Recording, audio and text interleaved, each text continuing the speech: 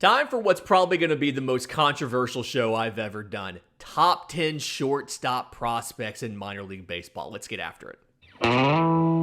You are Locked On MLB Prospects, part of the Locked On Podcast Network. Your team every day.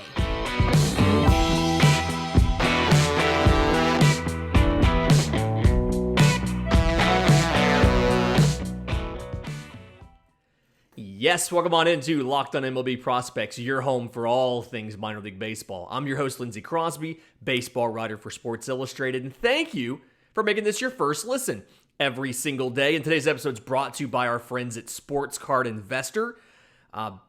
Welcome to the world of trading cards reimagined. So stay tuned later in the show for information on this awesome new tool for collectors. You're going to want to check out the Sports Card Investor app. But, okay, so quick reminder. It's prospects in minor league baseball. So Jeremy Pena, no longer eligible on this list.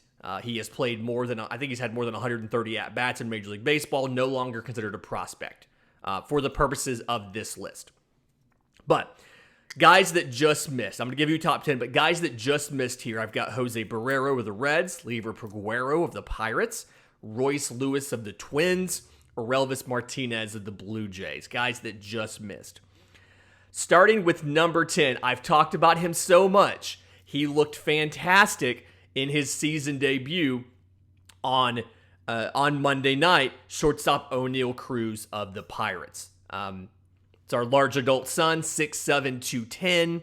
He's been the number one prospect in the system now for about a year and a half. He's been a top 5 prospect for about 3 years, and we've been talking about how long it would take for them to call him up. Just absolutely massive bat. We already saw he played 3 games last year, and he already had the highest exit velo on a base hit in Pirates history. He played 1 game on Monday night, and he had the hardest throw by an infielder in the all season. He had one of the hardest hit balls by a Pirate all season. I mean, tons of power. The reason I have him at 10, and pretty much understand this is the format of today's show. So many of these guys are really good that I'm going to be kind of touching on the reasons that I have them rated where they are over someone else. Is for Oneil Cruz is number 1, he doesn't walk a ton.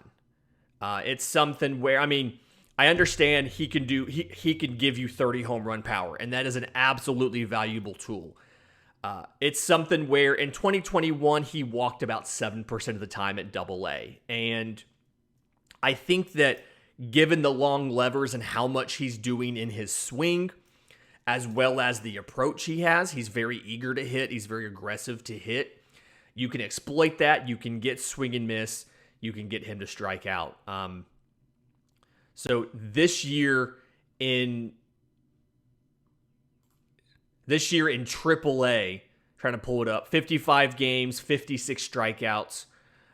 Walked more, 30 walks this year, so he's getting a little better at that, but it's still something where very aggressive. And then the other thing is defensive questions. There are people who think that he's going to have to move because Liover Peguero is going to come up and going to play short. There are people who think he's going to need to move because it's incredibly difficult for somebody who's 6'7" to play defense in the infield. I think he had 16 errors. It's something where, the arm is absolutely plus, if not plus. But there's questions about his range. And then with the errors, I think that kind of comes down to his throwing mechanics and rushing that. So there's questions about will he need to move to the outfield. I'm not saying he can't stay at short. I think he probably could stay at short. I think he would be... he has one of the most dynamic skill sets in all of baseball. I think that defensively, he's always going to be average to above average at short versus being plus, simply because of the difficulties involved with playing defense at short at 6'7". So I've got him at 10. I know I've talked a lot about him to have him at 10. I still think he's a really, really good shortstop, but I have him at 10 as of now. Number 9, Gunnar Henderson of the Orioles. 2nd round pick in 2019. Currently batting 12-game sample in AAA, but batting 341, 525, so OPS of 1,006. OPS at AA this year was 1,025, so kind of right in the same boat. And I believe that I think Gunnar Henderson is the lowest rated organizational prospect I have in my top 10. He's like the 4th prospect in the system. Because there's some other guys in front of him. But guy who I actually was able to cover a little bit in high school, he was going to come to Auburn, got drafted and paid about $2.5 million to skip that. But very much feels like he's an offensive first shortstop. I think his defense is going to peak. He's got a plus arm. He's got above average speed. And he's pretty aggressive on the base pass. I think his defense is going to peak at above average. I don't necessarily think he's going to get to plus defense, just kind of based on what we've seen. He's going to be an offensive bat first shortstop. And when you look at that, I think that the ceiling when it comes to contact, I think he's better power than it is with the hit tool. And I think his ceiling with the hit tool was probably a 50 grade.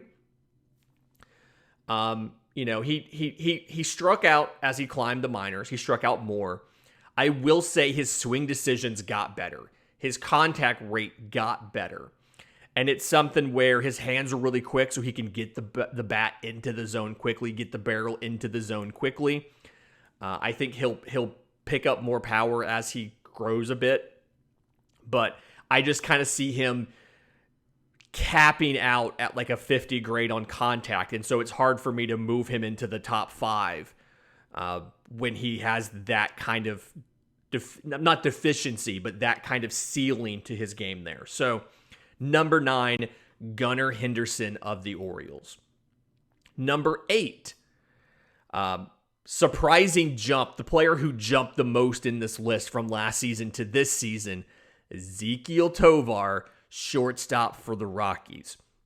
So top IFA in 2017, completely broke out last year, made a ton of dropped switch hitting, made a ton of strength games during the pandemic.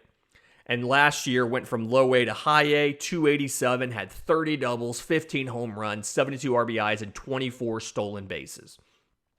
So he's always been a guy that offensively was a contact hitter first, but had like a really good gap-to-gap line drive approach.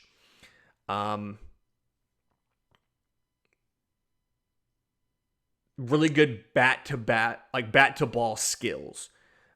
For his age, very good situational hitting, like understanding of what to do there. Very good bat control. And the question was always power. Like 6 foot 162, like how could he grow into his power, add more muscle to the frame? A lot of what he did was driving the ball for doubles. This year he's played 59 games with the Hartford Yard Goats. 319, 388, 561, 13 home runs, 12 doubles. So he's already passed his season high for home runs. He hit 11 home runs in 72 games in low A last year. 59 games in, he's already hit 13. And it's something where, if I remember correctly, Hartford isn't the easiest ballpark to hit home runs in. So it's not like he's playing in a little tiny park. He's not playing in, the Polo Grounds, but he's not playing in a tiny park. So picking up the defense, picking up the power has made me feel good. And then defensively, he's absolutely, just a stud defensively. Very smooth operator. He's got good hands. He's got good footwork, a good clock. I like the fact that he never feels like he's rushed to make the play. He understands with his plus arm strength. He has that kind of preternatural sense of defense I've talked about before, where he knows exactly how quickly he needs to get rid of the ball to beat you by a half step. It's that thing I've talked about not many defensive players can do, the really good ones. And the highlight for me was watching Andrelton Simmons in Atlanta. He had this ability, he knew no matter how fast of a runner you were, he could beat you by a half step with the ball. And that's where I see Ezequiel Tovar. So I've got him at number 8. And then number 7 on my list, another guy who's climbed quite a bit, a short king, shortstop Khalil Watson for the Marlins, 5'9", 178. He was a 2021 first rounder out of high school. And so it's rather early to have him here. And I think part of that is just one of those, he's so young, we don't necessarily have anything bad about him. 50 games in, he's batting 236, 275, 394. So I have him here despite his 2022 production. Something where ended up signing at 16th overall, went to the FCL, had a hamstring strain, made it back to instructs in the fall. And then this is just something where he's got gobs and gobs and gobs of bat speed and power. I mean, his lower half, he can just whip the ball through the zone, get it out to all fields. And for being such a youngster, he's been really good at strike zone discipline, understanding pitches, picking up what's a ball, what's a strike out of the hand, things like that. Does have a little bit of work to do when it comes to, okay, so the reasons why I have him at 7 and not higher. One, the physical stature. Being 5'9", I do think he needs to build a little bit more in his body for the durability to make it through a season. I do think that defensively, he's got some issues with fundamentals, some issues with footwork. It's something where it feels like he kind of isn't focused on defense sometimes. So like he can make highlight reel plays, but then he'll botch a routine play. He's got plenty of speed, and I think if he ended up moving, I mean, he's a guy that he could move to center field, he could move to second or even third. But I mean, he's got the speed and athleticism. I think his stuff is mental for the most part. He needs to work on the fundamentals. He needs to work on staying focused on defense. And I have him over Ezequiel Tovar right now based off of, I think Watson's power projects out higher than Tovar's. I really struggled with these two. Who belongs at 8, who belongs at 7. I'd probably, in a month or 2 months, I'll probably end up switching these two if they keep playing the way they've been playing. But that's where we are as of right now. Just a minute, I want to get to 6 through 3. But first, I want to tell you about our friends at Sports Card Investor. This app is super cool. Okay, so it's the world of sports cards reimagined. It is, if you are into collecting sports cards, this is your most powerful resource. You can check the value of your favorite cards. You can find great deals. You can profit from the hobby you love. And the cool thing is, this app is available completely free in the Google Play and the Apple App Store. So if you're a baseball fan, you absolutely have to have this. What I've been doing is I was going through here, I was kind of checking some of my rankings, because as we get a little later on, I've got some really kind of almost controversial rankings where guys you think would be higher are not. And so it's interesting. I went and pulled up some of these players in Sports Card Investor, and the market for these cards has kind of helped inform some of the value where people see these players and see the future value of the card. So like Khalil Watson is back 7 through 10. I looked, his value, the value of some of his cards has gone down recently. There's a guy at number 4. I'll get to him in just a few minutes. He's another guy I was really torn on. I think that's the one that's going to be kind of controversial to have him at 4 and not higher. I looked him up as well, and you can see where the value of the cards went down over the last 7 days, over the last 30, over the last 90. And so it kind of gave me a sense of, okay, maybe my analysis isn't necessarily wrong about this guy, because the market also feels the same way about him and where he should be. So, super useful tool if you collect, if you just want to check out your favorite players and see how they're valued by the market.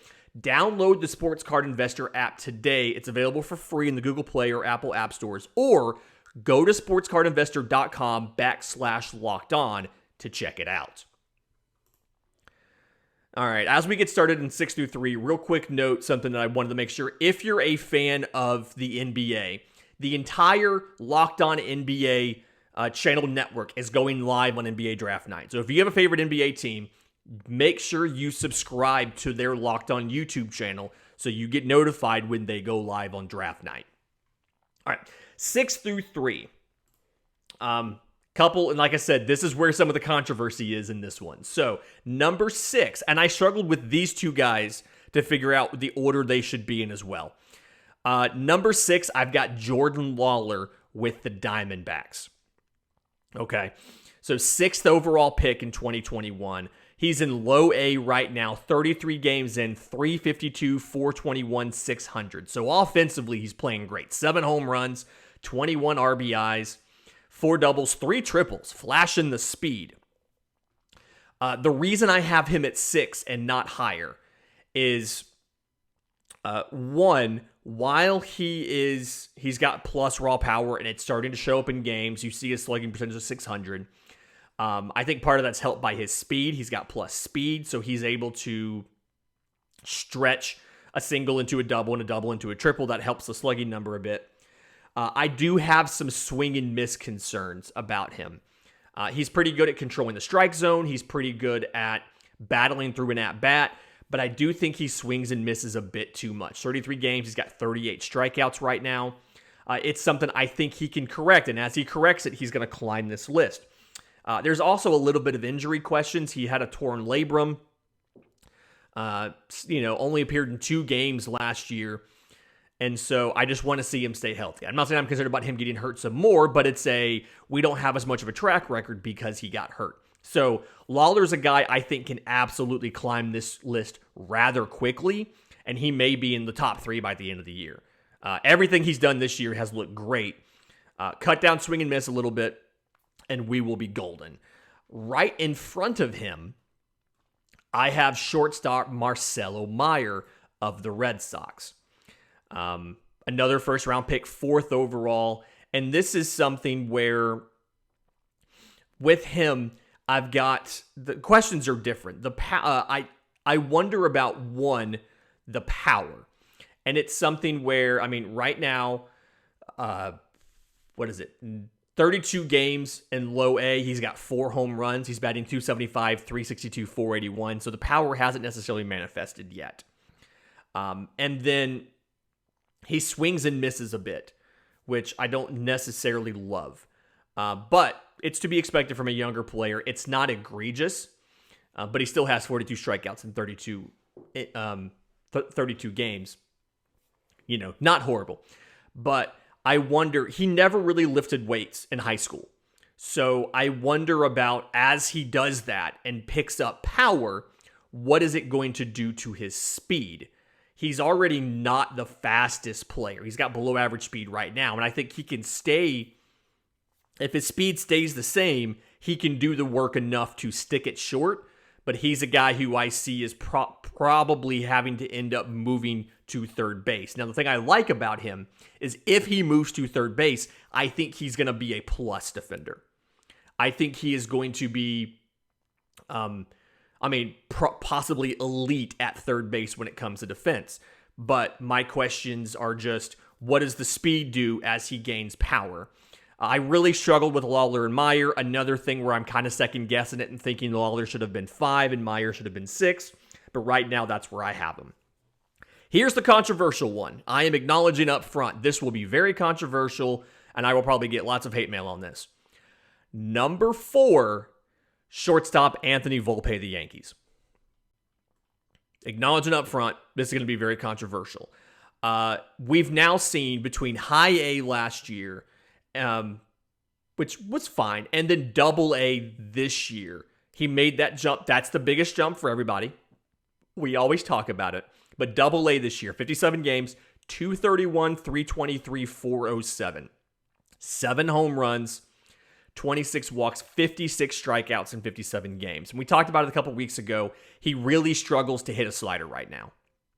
And so he struggled a bit here offensively, which is odd because he had, like last year, he had such high quality at-bats, some of the highest quality at-bats in the entire organization. So I don't quite know. We talked about him struggling with the slider. I don't know if he just hasn't made that adjustment yet. or necessarily what it is. But there's that, and then there's the questions about his position.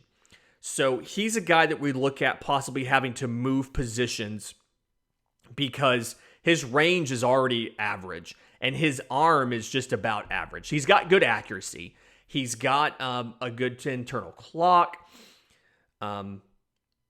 He's got a great work ethic, things like that. But it's just his arm strength is at the point where I question whether or not he's going to be able to stick at short.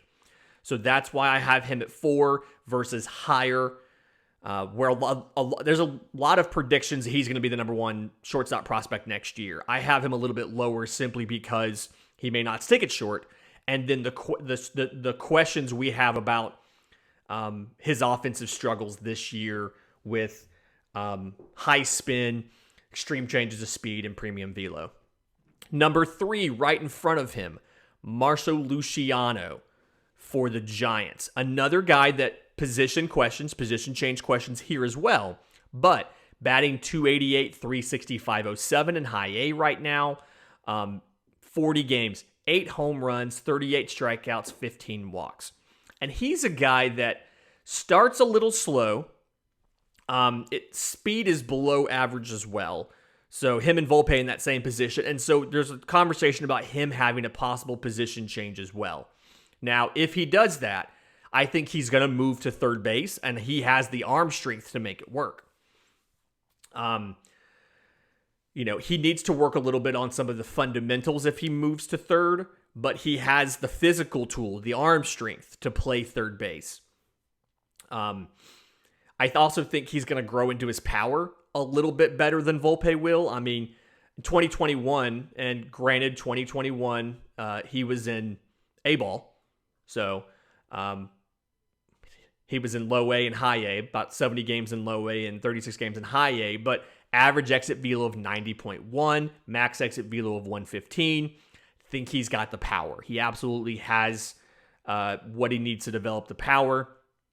And I think if he moves to third base, he'll be an all-star contender, and the power probably profiles there better anyway. And he did all of this at high age as a 19-year-old last year. So I feel better about him moving to third than I do about Volpe moving to second. So I've got that. Just a minute. I want to get to the final 2. If you're big on prospects, you probably know who's left. But first, today's episode is brought to you by our friends at LinkedIn Jobs. As the sun comes out and small businesses are back in business, LinkedIn Jobs makes it easier to grow your team, helps you find the people you want to interview faster and for free. Create a free job post in minutes on LinkedIn Jobs to reach your connections and beyond to the world's largest professional network of over 810 million people. You get simple tools like screening questions to make it easy to focus on candidates with the right skills and experience so you can prioritize who you want to interview and hire. And that's why small businesses rate LinkedIn Jobs number 1 in delivering quality hires versus their leading competitors. LinkedIn Jobs helps you find the candidates you want to talk to faster. Post your job for free at linkedin.com/lockedonmlb. That's linkedin.com/lockedonmlb to post your job for free. Terms and conditions do apply. Okay, so if you are up to date on prospects, you probably know the 2 guys I have left here. Number 2 for me, shortstop Noelvie Marte of the Mariners. He's at high A right now. Spent last year between low A and high A. Batted .274 combined. 17 home runs. But right now, 55 games in at high A, 234, 329, 365. So the numbers don't look amazing this year. I will acknowledge that. He has grown. The power has grown. We need to start seeing it into games. He's only got 6 home runs right now. That's why the slugging's so low. We need to see that grow. I'll acknowledge that. And these 2 guys, the stats don't necessarily explain why I have them at 1 and 2 like everybody else does. Acknowledge that up front. I got that. I think his power is potentially plus. Swing is very smooth, very easy. He just crushes bombs. It's a very mechanically sound swing, and I think that as he grows, it's gonna settle into an above average contact ability with plus power, with plus to plus power. I think his questions here are he needs to clean up his defense a bit. He moves well. He's a good athlete. He's got that twitchy reactions. He's got a good first step. He's got soft hands and all of that. Above average arm strength. I think he just gets a little too relaxed with his footwork. And he has throwing errors. He doesn't always keep his slot consistent and things like that. If he cleans up the defense, I see him as a power-hitting all-star shortstop. If he ends up having to move to third base, he's still going to be a number 4, number 5 hitter who is going to absolutely impress and be one of probably the top 5 or 6 third basemen in baseball. So, Noelvie Marte, number 2. And I think because of that, you probably know who number 1 is. He just got called back up to San Diego. CJ Abrams. And I know before you yell at your phone or your computer screen right now, he played 21 games in the big leagues earlier this year and batted 172. I know that. I acknowledge that. When he got called up, we discussed he had a grand total of 42 games in the high minors. They were all in Double-A in 2021 after missing a 2020 season. So probably wasn't ready to start off the season in San Diego. He went down to El Paso, 30 games there, 314, 364, 507, 7 home runs, only 25 strikeouts and 8 walks. So the thing with CJ Abrams, I know, again, that stint early in the year was questionable. But I see him as a guy that, one, is the fastest shortstop in baseball. I mean, absolutely 80 speed. And if he can stay healthy, I think he's got elite speed. I think he's got plus to possibly double plus defense. I think that he's going to develop 20 home run power. I think that because of that speed, he's going to be able to, with some film study and some review and some technique help, going to be probably a plus to elite base stealer. And he's another guy where when you watch him defensively, it really feels like he makes the routine plays. He also makes the incredibly close plays. He has that same kind of internal clock, that very quick internal clock that can figure out just, I keep going back to Andrelton Simmons because he's one of the best defenders at shortstop I've ever seen. And I'm not saying he's Andrelton Simmons, but I'm saying he has that same sense of he looks like everything's effortless.